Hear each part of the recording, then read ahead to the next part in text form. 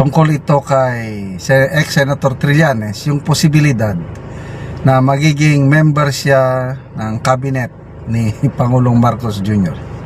Ito, title, Trillanes, handa na maging membro ng gabinete ni BBM. Ayun, good news po. Magiging cabinet member ba? Handa si dating Senator Sonny Trillanes na maging membro ng gabinete ni Pangulong Bongbong Marcos Jr. kung ang posisyon ay makakatulong sa serbisyo para sa Pilipino. Ayon sa kanya, kung makakapagserbisyo sila ng maayos at makakatulong sa marami, why not? Why not? Tanggapin ang alok kung ito ay darating. Ito ay sinabi niya sa programang Long Table sa Abante Radio nitong Sabado, kahapon. Sinabi rin ni Trillanes na wala siyang balak tumakbo sa pagkasenador o vice-presidente sa 2028 dahil sa kakulangan ng malaking pondo para sa kampanya. Binanggit niya na kailangan umano ng halos 1 bilyong piso para sa TV ads at iba pang gastusin para makipagsabayan sa mga kandidato. Noong 2025 elections, tumakbo si Trillanes bilang alkalde ng Caloocan City, ngunit natalo kay Along Malapitan. Ayon sa kanya, maraming bumoto sa kanya, ngunit dahil sa kahirapan, tinanggap umano ng ilan ang pera mula sa kalaban na nakaapekto ng resulta. Okay. So, dito muna tayo sa magiging gabinete siya ni PBB. Malala ko, noong kampanyahan ng 2022 presidential election, si Duterte, kakamping ito, pro-Leni siya, anti-unity team siya noon eh. Kung ano-ano pang sinasabi, laban sa Marcos. Oh, ngayon, yung kanyang ayaw na kandidato noon, tapos ngayon, handa siyang maging gabinete. Wow naman. Anyway, gano'n naman ang mga kakampik eh. Kaya mayroon ng Unipink ngayon. Instead na Uniteam, Unipink. Mga Marcos loyalists at mga kakamping, sila nang nagsasama. Yung tinatawag nila noon, inaakusan na magnanakaw, abusador, diktador, kakampi na sila. Ano naman ang chances na offeran siya na maging gabinete? Palagay ko malabo eh. Malabo na maging gabinete siya. At ano naman ang pwedeng i-offer sa kanya na gabinete? I don't know nga bakit tinanong. Alam mo, mga media kung ano-ano na lang tinanong, pag hindi ka marunong sumagot pag pipestahan ka talaga ng Department of National Defense, nandyan si Gibo Chidoro, hindi pwedeng alisin. Alam ko malaki ang tiwala ng Pangulong Marcos Jr. kay Secretary Chidoro. Ano pang pwede sa kanya? DILG, hindi rin pwede. Malaking utang na loob ng Pangulo sa mga Rimulya. Kaya tignan mo, magkapatid na Rimulya, nasa Ombudsman, nasa DILG. So ano bang paglalagyan kay Trillanes? Kung sakali lang siguro presidential advisor. Yon. At least parang cabinet rank pa rin yan. On what? Presidential advisor on Duterte affairs. Presidential advisor tungkol sa mga Duterte, mga kapalpakan Duterte, yun ang i-highlight niya. Pwede yun. Political affairs, yeah. Pwede, political affairs. Instead na Duterte affairs, presidential advisor on political affairs. Pwede rin presidential advisor on West Philippine Sea affairs. Yun, pwede. Malala ko tuloy yung DO Tourism Secretary Cristina Prasco. palpak siya sa pagiging tourism secretary.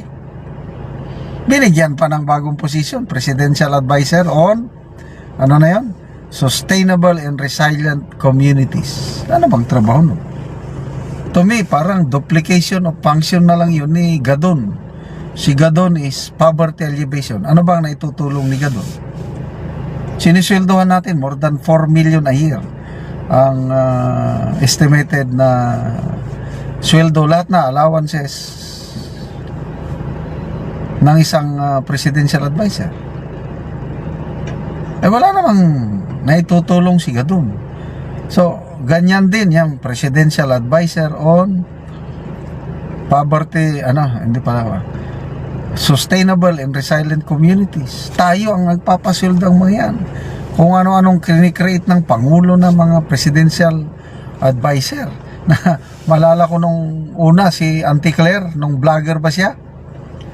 Kinikriticize niya yung mga, ang daming advisor, sabi ni Auntie Claire. As a vlogger ito kinikriticize niya noon si Gadon.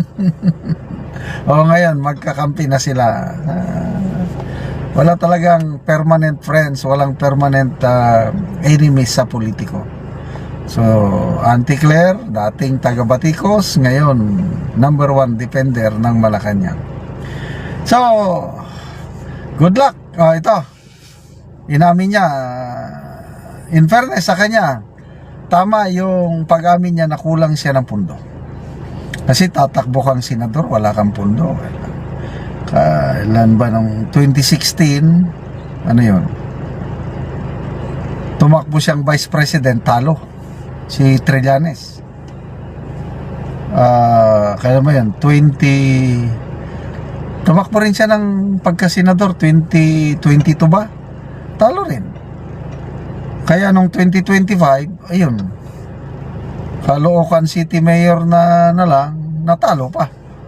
Malayo ang lamang kasi maganda daw ang pamamalakad ng mga malapitan sa Caloocan.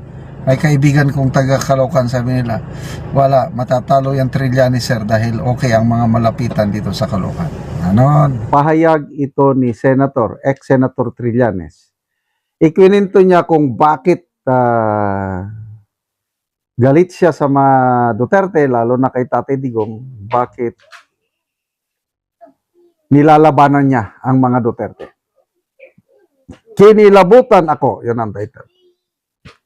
Former Senator Trillanes recounted the origins of his long-standing opposition to former President Rodrigo Duterte, citing a conversation they had in 2015 before Duterte entered the presidential race.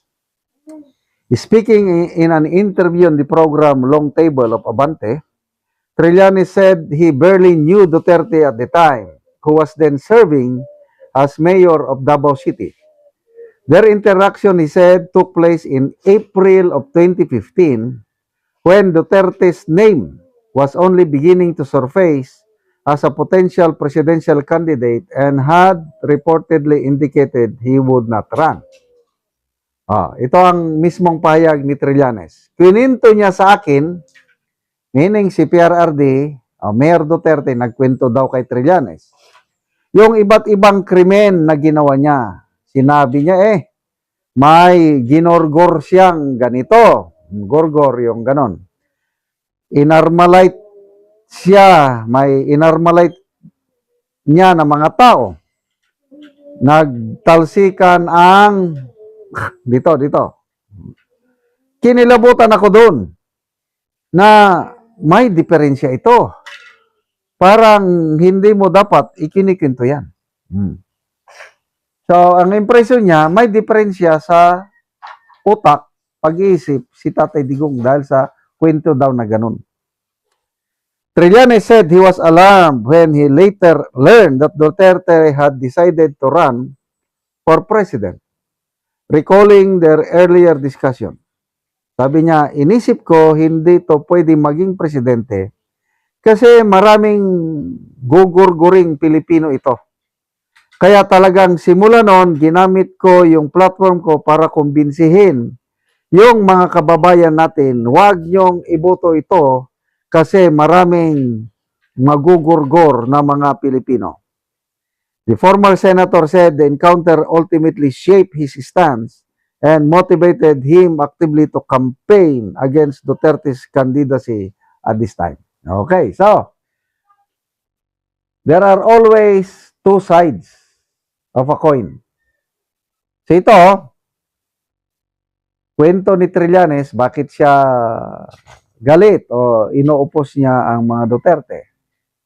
So, noong 2016, kinampanya niya, huwag niyong iboto si Duterte. So, ngayon, kakandidato ang anak, BP Sara, huwag niyong iboto si Sara. Gigibay niya ang bansa. Ang tanong is,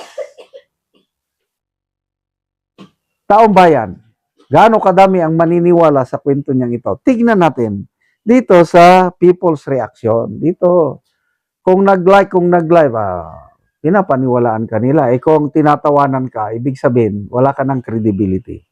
Oh, okay. 52,000 ang nag-react. 48,000 ang tumatawa, 508 ang galit. 3,200 lang ang nag-like. Anong percentage yan? Mga nasa 95% hindi naniniwala dito sa kwento ni Trillanes. Kasi ang kwento ni Tatay Digong, nabanggit din niya yan, na ako naniniwala ko. Trillanes, lumapit yan sa akin noon. O kung hindi man siya personal na lumapit o parang emisary. Na according to Tatay Digong, gusto ni Trillanes nag-apply na maging running mate ni Tatay Digong. So, ibig sabihin, believe siya kay Duterte. Bakit ka mag-apply na running mate ng isang presidential contender kung hindi ka believe? Eh, sabi ni Tatay Digong na ayoko niyan. Basta, ayoko. Kinancel niya, nireject niya kagad yung offer na ang running mate niya si Trillanes. So mula noon, wala na. Dahil na-reject siya, ito na. Siraan to the max. Ikinampanya niya kung ano-anong paratang niya kay PRRD noong 2016 election. Pinaniwalaan ba siya ng tambayan? Hindi. Mas marami ang naniwala sa Tatay Digong. Kaya nanalo. Ngayon, pinapaniwalaan ba siya ng tambayan? Mas marami ang hindi naniniwala. Kahit anong kampanya pa ni Trillanes, huwag iboto si BP Sara, magigiba ang bansa. Nangunguna pa rin si BP Sara. So, anyway, part of democracy, sige lang, karapatan ni ex-Senator Trillanes, ikampanya, huwag niyong botohan si Sara, bahala na ang tambayan, mabasa tayo Kenred Genikes. Paano? Kininto sa iyo, ayaw niya sa iyo. O nga, ayaw. Malala na si Trililing. Lahat gagawin, masira lang image ni Tatay Digong. Please lang, BP, pagtanggol nyo naman ang image nyo laban sa taong ito. Bian Gataselo. A very desperate man. Mag-move on ka na, oy. Zara Adorable, but didn't you ask him to make you his VP for 2016 and you got rejected? Iyon ang katotohanan. Baka hindi alam ni Trillanes na ikwininto ni Tatay Digong yung pangyayari na nag-apply siya na VP niya. O alam niya, nagmaang-maangan lang. Ay, nako. Ray Enriquez, his mouth is no longer connected to his brain. Glenn, yung take ni Trillanes parang if you can't have you, no one will. Crazy, jealous, ex. Peter Podalan, I doubt his story. PRRD despise him and disrespected him for what he did during awkward mutiny. He led the mutiny but surrendered. Oo. Malala ko na. Sabi niya, ano yan? Duwag yan. Magkudi-kudi tapos mamaya mag-surrender lang din. Malala ko na.